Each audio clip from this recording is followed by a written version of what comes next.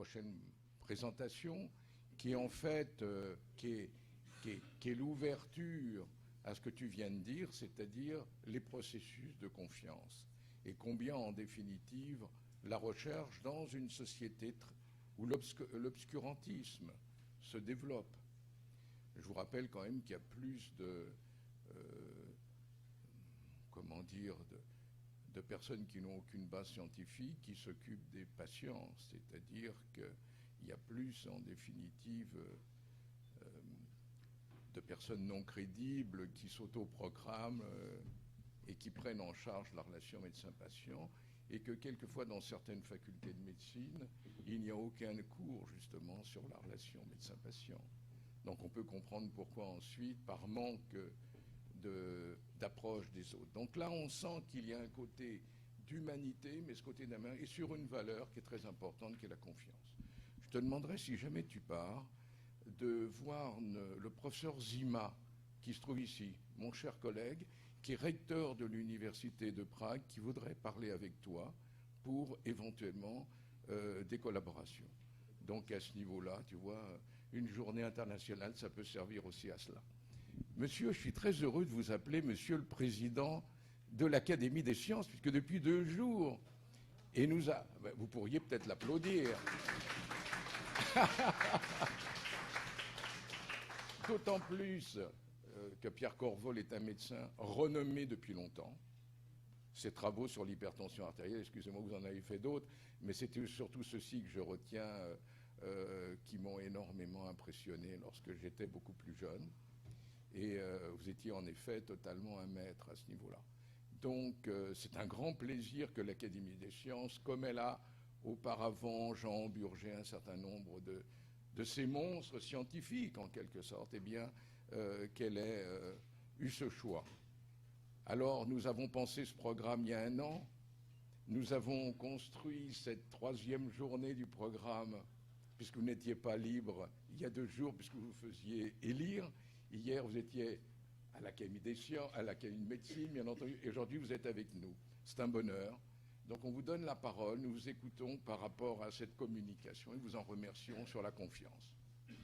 Merci beaucoup, Christian. Je suis évidemment très touché. Vous m'avez applaudi, mais vous ne savez pas ce qui vous attend. Parce que, voilà, vous me faites confiance, vous avez raison, c'est une nouvelle année. J'ai d'ailleurs hésité dans mon titre à parler de défiance dans la science, parce qu'on parle beaucoup plus de défiance que de confiance. Mais comme je suis optimiste, et comme je pense que la confiance est absolument fondamentale pour pouvoir faire des projets, pour pouvoir espérer, et mieux encore, pour pouvoir rêver, j'ai préféré le titre confiance dans la science. Néanmoins, et je ne vous apprends rien, à l'heure actuelle, la société a des doutes. Et nous les partageons avec vous. Nous allons en faire un peu le tour. Il n'a pas toujours été ainsi. Quand on regarde effectivement le siècle des Lumières, qui a quand même profondément marqué la fin du XVIIIe siècle, avec notamment l'encyclopédie d'Alembert et Diderot, sur le dictionnaire raisonné des sciences, des arts et des métiers. Au passage, cette encyclopédie couvre les arts et les métiers. Vous aviez 70 000 articles rédigés en une langue. Il faut voir les connaissances aujourd'hui, c'est Wikipédia, qui est finalement une manière collaborative, ouverte, encyclopédique, avec 30 millions d'articles à l'heure actuelle sur 288 langages.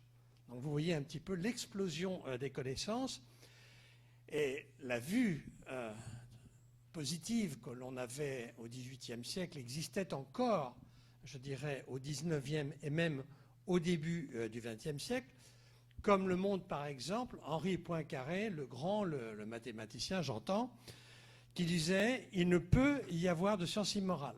Il couplait en quelque sorte science et moralité, et il disait que nous sentons que nous travaillons pour l'humanité, que l'humanité nous devient de plus en plus chère.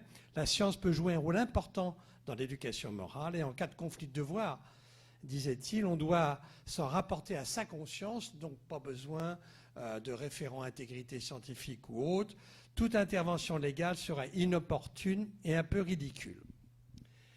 Mais il n'en est plus, hélas, ainsi, même si, contrairement à l'opinion répandue, les Français font encore globalement confiance à la science. Et là, je vais m'appuyer sur plusieurs sondages qui ont été faits par Ipsos sur des échantillons représentatifs. Ces sondages ont été réalisés dans le cadre de commandes par le magazine La Recherche, par le journal Le Monde, par le ministère de l'Enseignement supérieur aussi récemment. Et quand j'étais administrateur au Collège de France, nous avions réalisé des réunions avec La Recherche, Le Monde, pour pouvoir faire le point, entre autres, sur cette opinion des Français sur la science. Et donc nous avons entre 2011 et 2017, en quelque sorte, un panorama. Et ce que je peux dire rapidement, c'est que, en gros, même si à l'heure actuelle on a l'impression, médiatiquement parlant, qu'il y a un regain de défiance, ça n'est pas certain quand on regarde en tout cas ces sondages. 75% des Français estiment que la science et la technologie apportent des solutions aux problèmes d'aujourd'hui, mais en même temps, ils s'estiment dépendants, trop dépendants peut-être des avancées de la science et de la technologie. Ils ont une vue globalement positive donc sur la science, même c'est ça qui m'a interpellé quelque part. Ils disent que finalement, il n'y a pas de changement trop rapide dans la vie de tous les jours. Or, personnellement, je crois que la science accélère à toute allure et que, justement, les applications technologiques suivent très rapidement. Regardez la voiture électrique, la voiture autonome, tout cela, c'est quelque chose qui est arrivé à toute allure, qui pose des problèmes éthiques, technologiques, que peu d'entre nous, je pense, auraient anticipé, en tout cas pour leur rapidité, en aussi peu de temps. Les Français estiment qu'il n'y a pas d'effet nuisible pour la société, ceci dit, pas tous, enfin quand même 2/3, et que ce peut être un facteur d'amélioration de la vie des futures générations. Et donc ils estiment qu'en un mot, pour la plupart, que ces innovations sont positives. Tout le monde, chacun d'entre nous utilise le GPS, même si je mets au défi l'un d'entre vous de savoir comment ça marche. Mais vous faites confiance à votre GPS. Et vous faites confiance à votre GPS parce que vous faites confiance à quoi ? Aux théories sur l'électromagnétisme, la théorie maintenant bien prouvée quand même de la relativité restreinte et générale. Vous faites confiance à tout ce qui a permis de développer des GPS qui deviennent de plus en plus précis. Voilà, donc nous allons essayer de rentrer un peu dans le détail pour savoir maintenant quelles sont les attentes sur les prochaines découvertes scientifiques. Les Français, ce serait intéressant d'ailleurs d'avoir un jour une étude équivalente faite au Québec pour pouvoir comparer, ce n'est pas sûr du tout que ce soit la même chose. Les Français attendent et estiment que pour les transports, la mobilité, on peut s'attendre à des progrès. Regardez aussi ce qui se passe pour la santé, c'est important. Nous sommes en quelque sorte redevables du capital de confiance ou d'espoir que font nos concitoyens. En revanche, vous voyez tout de suite les problèmes qui se profilent au niveau de la génétique. Ça m'a surpris. 50% des Français n'attendent pas grand-chose sur la génétique. Ça m'a surpris parce que quand même en France, nous sommes les premiers à avoir fait la carte du génétique. Il ne faut pas l'oublier. Hein. Il faut être fier de son pays pour cela, quand même, avec Wessenbach, avec Jean Dosset et autres, avec le CEF, le Centre d'études du polymorphisme humain. Nous avons fait les premières réussites de thérapie génique avec Alain Fischer de cette faculté. Nous pouvons en être fiers. Néanmoins, nos concitoyens n'attendent pas grand-chose de la génétique, alors qu'on parle d'écarter, etc. Pour le nucléaire, alors que notre pays a, je dirais, au moins en matière d'émissions de gaz à effet de serre, du fait de l'énergie nucléaire, a une position, je dirais, leader en matière de climat, en matière de protection de la planète à cet égard. En tout cas, vous voyez qu'il y a une sorte de défiance qui va arriver. Pour l'alimentation, notre pays, c'est une catastrophe. On ne peut pas parler d'OGM. Très clairement. Je me rappelle très bien, étant administrateur au collège, quand j'ai voulu organiser un débat, ou un colloque, disons, qui obligatoirement aurait une part de débat sur les OGM, tous mes collègues m'ont dit non. Non, parce qu'il n'y aura pas de débat, ça va être en fait une foire d'empoigne. Ce qui est surprenant parce que nous avons eu un certain nombre de collègues qui portaient des messages qui étaient quelquefois sur le plan sociologique particulièrement pertinents. Eh bien là, pour les OGM, rien à faire. Or, à l'heure actuelle, nous avons des techniques qui arrivent avec CRISPR-Cas9 qui vont reposer le problème des plantes génétiquement modifiées. Mais autrement, simplement, comment le faire? Ça, c'est un vrai problème. Donc, vous voyez, ces questions sont absolument fondamentales. Alors, il y a des vraies et des fausses controverses scientifiques. Je ne vais pas vous parler tellement des fake news, encore que ce sujet soit extraordinairement préoccupant. Et si vous le souhaitez, on pourra toujours en parler à la discussion. Mais il faut savoir que nous sommes ici pour parler de science. Un débat scientifique, ça se termine avec, je dirais, des arguments, des publications. Quand on est dans les sciences dures, ça se termine avec des lois, des théories, des applications des lois, ce qui permet de vérifier, je dirais, la véracité ou la fiabilité de la loi. Alors, regardez 3 exemples, parce que c'est plus compliqué que ça, évidemment. Le géocentrisme, idéologie religieuse au départ, négation du géocentrisme par l'Église, disons les églises pour être gentil, et puis finalement résolution, par quoi? Par l'observation. Copernic, Galilée. Les lentilles et les télescopes de Galilée, aussi imparfaits étaient-ils, ont permis de progresser. Technologie, voilà. Il n'y a plus de réfutation de cela.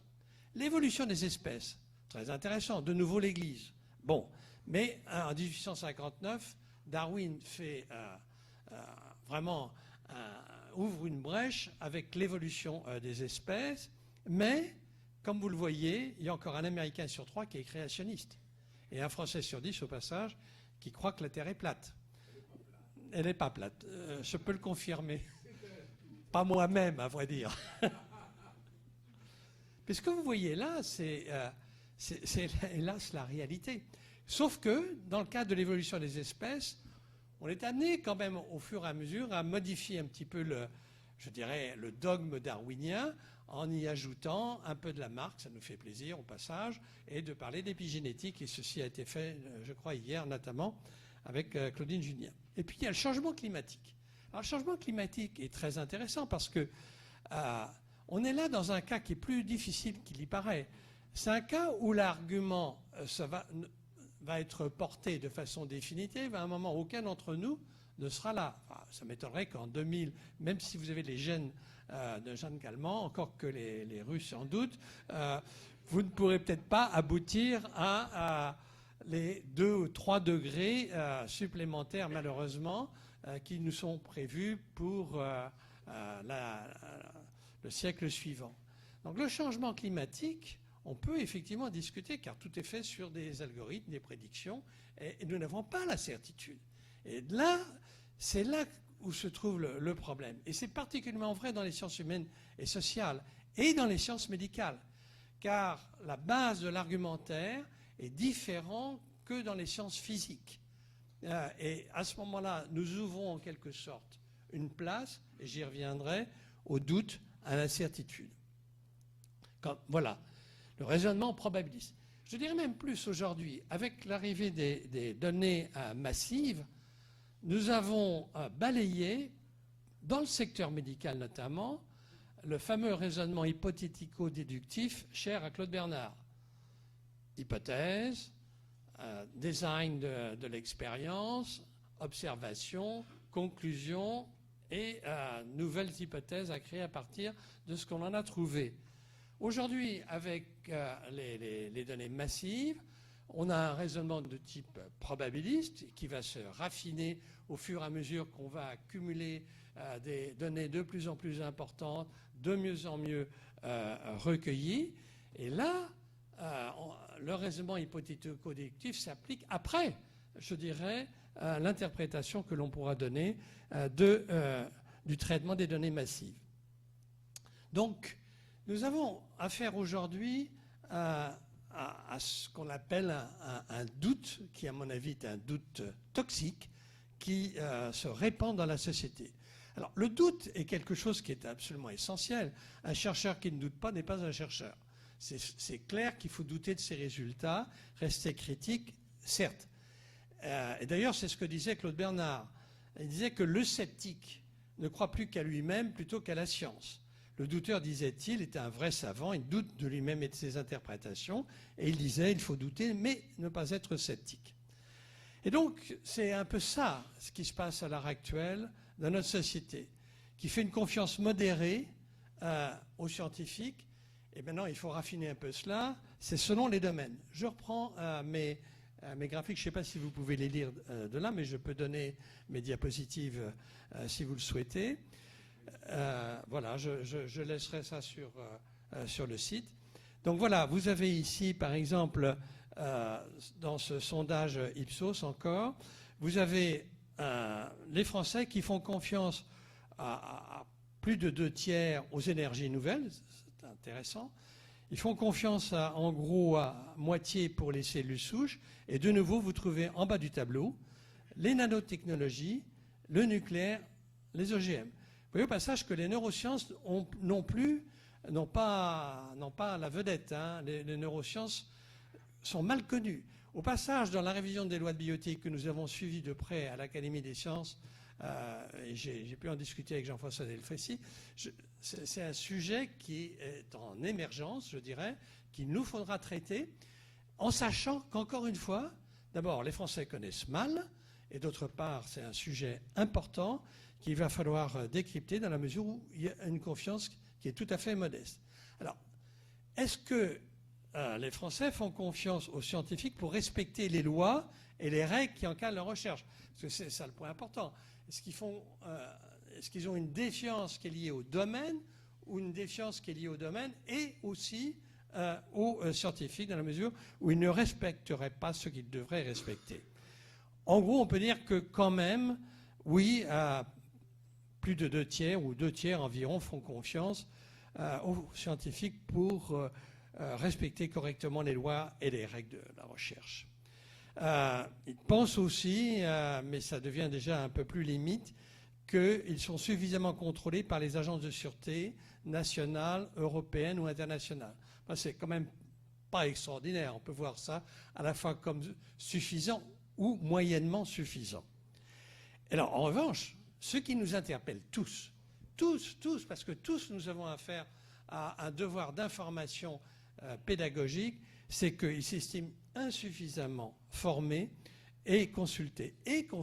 Ça, le mot consulter est à la mode à l'heure actuelle, et il vient de ce sondage qui a lieu avant les épisodes actuels. Donc vous voyez qu'il y a un gros travail à faire. Alors, les causes de la défiance envers la science. J'allais rapidement parce que Charbel a très bien expliqué tout ce qu'il fait sur fraude et conflits d'intérêts, avec notamment la mise en application de la lettre circulaire que le précédent ministre ou secrétaire d'État à l'enseignement supérieur à la recherche a faite, adressée à tous les responsables doyens d'universités, présidents des organismes, etc., en respectant naturellement le fait que les universités sont autonomes. Mais c'est ça qui est intéressant, c'est que les universités, néanmoins, se sont emparées de ces propositions. Et donc, nous avons à l'heure actuelle l'adoption des principes de la charte de déontologie. Nous avons un référent scientifique. C'est une réalité. Nous sommes passés de 40 à plus de 80 en l'espace d'un an.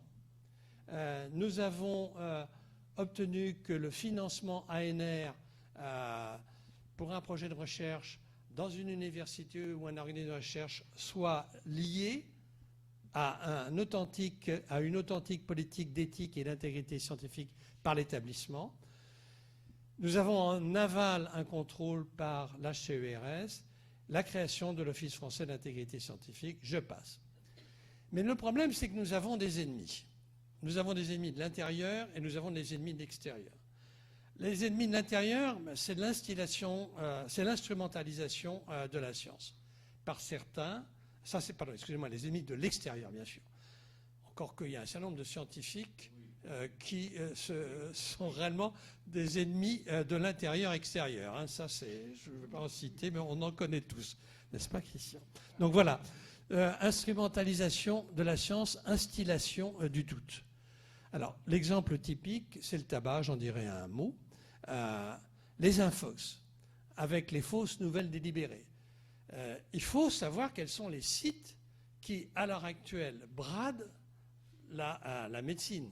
Moi, je peux donner précisément un site tunisien ou maghrébin, disons, qui est un site toxique, qui véhicule des fausses informations et qui est extrêmement consulté. Il faut le savoir, parce que c'est ça que nos patients consultent. À l'heure actuelle, c'est dramatique de voir ce qui se passe dans certaines petites villes. À Noël, à Apt, il faisait froid, je ne sais pas très bien quoi faire. C'est pas vrai, j'avais ma famille, ma petite famille, mais j'ai pris des photos de plaques de médecins et de plaques de non-médecins. Les photos de plaques de médecins, il y a 3-4 médecins. Il y a 13 non-médecins à Apt qui s'intitulent naturopathes, éthiopathes, aromatopathes, etc., etc. Il y en a 13, sans parler des magnétiseurs qui affichent j'ai les photos avec moi. C'est dramatique. Mais ça marche. Pourquoi? Parce que ce n'est pas remboursé, donc ça doit être sérieux. Et donc si on donne de l'argent, en plus il y a ce fameux lien entre l'argent et l'individu qui fait que les choses deviennent sérieuses. Qu'est-ce que nous allons faire? Et le problème, c'est que les mêmes gens peuvent aller voir le vrai médecin, si je puis dire, et d'autre part, c'est rebouteux d'un nouveau style, avec naturellement des diplômes, car vous l'ignoriez peut-être, mais il y a une faculté ou une université d'éthiopathie. Alors j'ai regardé sur le site, j'ai voulu m'inscrire, j'ai pas pu parce que le site est en construction, mais enfin. Le rôle des réseaux sociaux est évidemment très important, vous le savez, je ne vais pas y revenir. Mais il y a aussi quelque chose qui nous frappe, et je pense que nous vivons douloureusement ce qui se passe, une méfiance congénitale, j'ai l'impression, j'espère qu'elle est épigénétique et pas génétique, une méfiance en tout cas des Français vis-à-vis des institutions. Avec en plus quelque chose sur lequel les sociologues insistent et qui est intéressant, qui est ce qu'on appelle la crainte du risque généré, c'est-à-dire du risque manufacturé, le risque que nous créons par rapport au risque naturel. C'est-à-dire que je pense que ceci explique en grande partie la dérive du malade vers des médecines alternatives.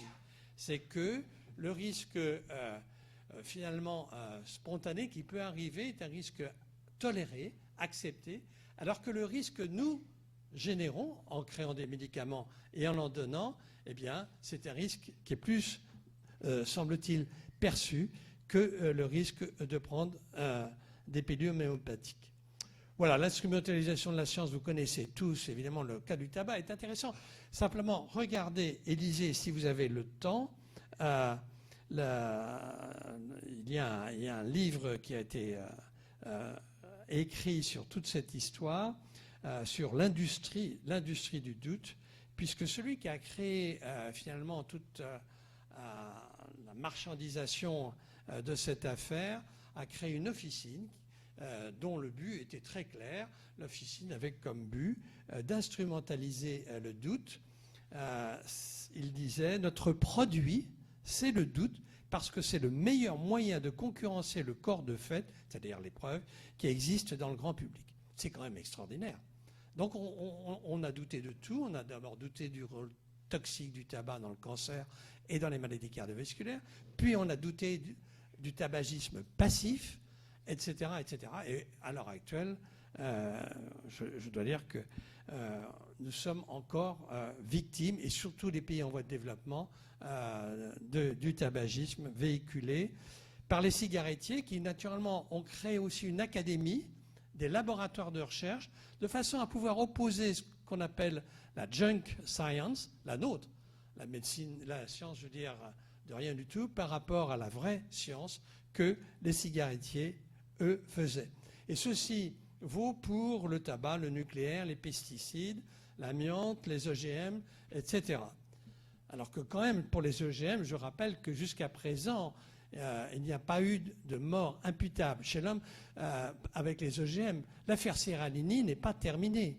Il faut se poser maintenant des questions, puisque maintenant il a été parfaitement prouvé que tout cela a été complètement amplifié et je dirais sur un article qui n'est pas un article scientifique. Il va falloir se poser des questions. Comment se fait-il que de papiers de cette teneur puissent être publiés? Alors, restaurer la confiance, je termine par là. C'est facile à dire, mais c'est très, très difficile, évidemment. Il faut savoir ce que les Français connaissent. C'est la première chose. Je vous ai montré en quelques mots qu'il y a un énorme travail à faire, y compris sur des domaines pour lesquels on aurait pensé que, du fait de l'avance française, on était relativement solide.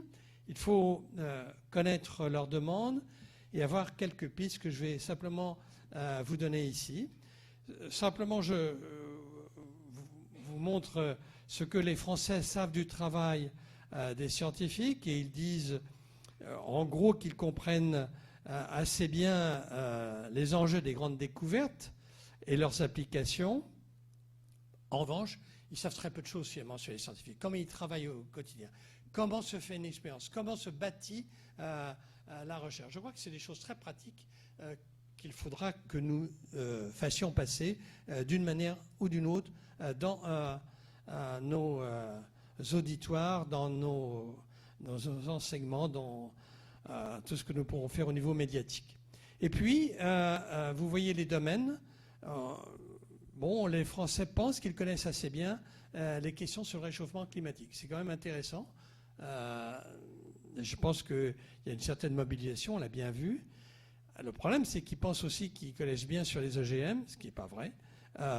Ils pensent qu'ils connaissent bien sur le nucléaire, etc. Je ne vais pas rentrer dans les détails, ça montre quelques pistes à suivre. Alors, pour restaurer la confiance, alors là, c'est un sujet énorme. Je m'y intéresse particulièrement parce que je pense que c'est une des missions des académies, de l'Académie de médecine, de l'Académie des technologies, de l'Académie des sciences, bien sûr. Et nous avons une mission particulière avec l'Académie des sciences qui est le G7. Le G7, vous savez, c'est les 7 grands pays industriels, qui, à l'exception de la Russie, qui se réunissent chaque année, et cette année en France, à Biarritz, au mois d'août. Et dans le cadre du G7, on nous demande, académiciens des sciences, de faire des propositions au gouvernement. Alors ces propositions, elles émanent en fait de l'Académie du pays hôte. La malchance veut que ce soit ma pomme qui... Voilà, merci, merci. Alors j'ai pris, il faut à ce moment-là faire des premières propositions qu'on fait passer aux collègues des autres académies. Et là, généralement, moi j'ai choisi des sujets qui, m'intéressent et pour lesquels je ne suis pas complètement en dehors des clous. Donc les 3 sujets que nous avons pris sont d'une part confiance dans la science, et le deuxièmement conscience participative, conscience hors les murs, qui est une autre manière, je crois, d'aborder une autre manière de faire la science, mais d'impliquer en même temps, je dirais, le citoyen. Et le troisième sujet tourne autour, bien sûr, de l'intelligence artificielle et de la société, des problèmes éthiques que cela peut poser. Donc voilà les 3 sujets sur lesquels nous allons travailler et qu'il va falloir travailler avec tous les collègues.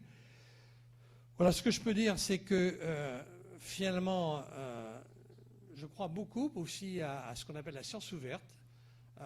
J'ai vu avec beaucoup de plaisir que le ministère de la Recherche a engagé avec le MSRI une réunion de 3 jours à laquelle je participais sur ce qu'on appelle Open Science, qui est d'ailleurs une obligation. C'est dans la loi. La loi pour une république numérique en 2016 fait obligation, lorsque la recherche est financée par des fonds publics, comme au Canada, je crois, en tout cas aux États-Unis, avec Obama en 2009, d'ouvrir les cahiers. Alors évidemment, pas n'importe comment, tout cela se fait avec la protection des données, notamment personnelles, mais c'est quand même l'esprit. Et l'esprit aussi de pouvoir accéder de façon libre aux articles scientifiques publiés, ce qui pose des questions non négligeables, et on ne va pas rentrer dans les détails. Donc voilà ce que je voulais vous dire en quelques mots. Et je suis prêt à répondre à toutes les questions si vous le souhaitez. Et encore une fois, ayons confiance dans la science, c'est ça le point le plus important. Mais il faut que nous contribuions à cela. Merci.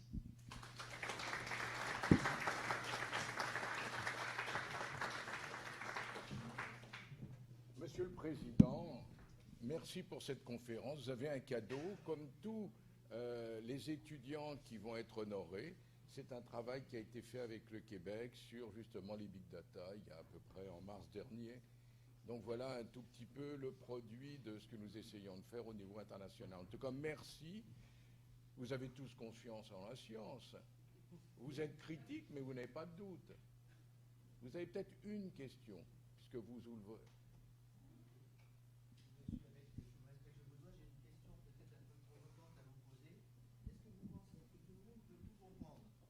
Par là, comment faire comprendre au grand public qu'il n'a pas forcément accès à tous les éléments de compréhension d'un sujet en particulier compliqué.